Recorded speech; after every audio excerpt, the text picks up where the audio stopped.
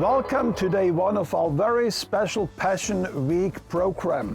We start our journey right here on the Mount of Olives, where Jesus was weeping over Jerusalem and also where he declared hope for the people of Israel. We will be talking to local pastor Abraham Ben-Hod, who will give us his own personal perspective on those last days of Jesus, and we will give you a very deep insight about the significance on the Mount of Olives in regard to the last days of Jesus here on earth.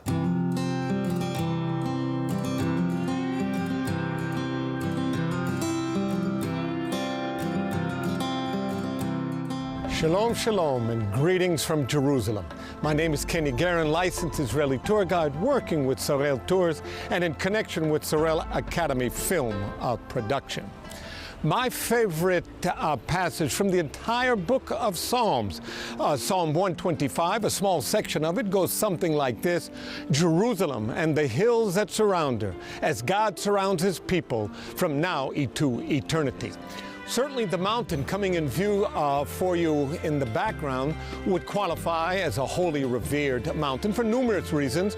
How about this one just for starters? The peak of that mountain represents Mount Moriah.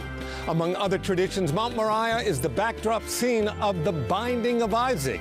Abraham preparing to sacrifice his son Isaac, God realizing Abraham having passed his test.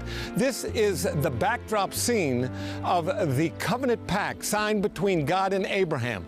God promising Abraham now to be the leader of a people, the chosen people, and now promising these people their land, the promised land.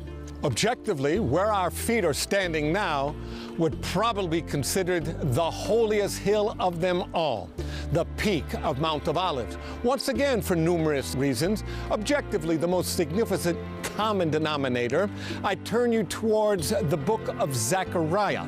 The Jewish tradition, those that are buried along the slopes of Mount of Olives, these will be the first to be resurrected with the coming of the Messiah. That explains why lining down the slopes represents not only the oldest and the largest, but the holiest Jewish cemetery.